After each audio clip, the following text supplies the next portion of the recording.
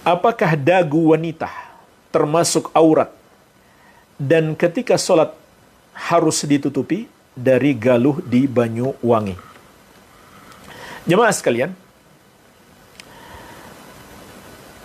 dagu itu bukan termasuk wajah. Bukan termasuk wajah.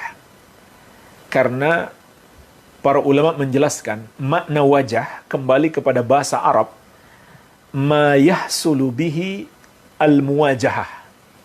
Wajah itu adalah yang digunakan untuk saling berhadapan, atau ketika berhadapan maka itulah yang terlihat jelas.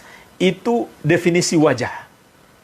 Jadi apa yang terlihat jelas, maka itulah wajah. Sehingga kalau dagu yang ada di bawah sini tidak terlihat ketika kita berhadapan dengan orang, itu bukan kategori wajah. Maka kalau begitu, dagu termasuk aurat yang harus ditutup ketika sholat bagi wanita. Iya. Sedangkan wajah dan tangan atau pergelangan tangan, telapak dan punggungnya itu bukan termasuk aurat dalam sholat. Itu pun boleh ditutup kalau ada sebab. Ya, seperti sholat mungkin di tempat umum yang ada lalu lalang laki-laki dan perempuan, sementara wanita ini sehari-harinya memakai cadar.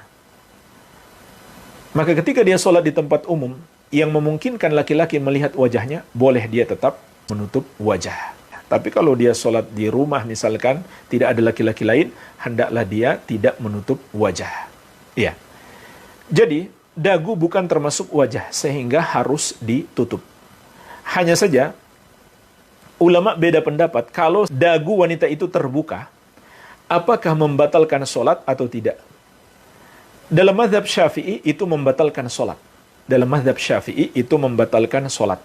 Ya. Tapi mayoritas ulama dari kalangan Hanabilah, Malikiyah dan Hanafiyah berpendapat tidak batal. Kenapa? Karena itu aurat yang sedikit saja, yang ringan, sehingga dimaafkan dalam syariat. Ya, sebagaimana dulu ada seorang sahabat, Amr bin Salamah radhiyallahu anhu, beliau pernah sholat dan terbuka auratnya, dan para sahabat yang lain atau Nabi SAW tidak menyuruh Amr bin Salamah radhiyallahu anhu untuk mengulang sholatnya, menunjukkan sholatnya sudah sah karena yang terbuka itu hanya sedikit. Iya.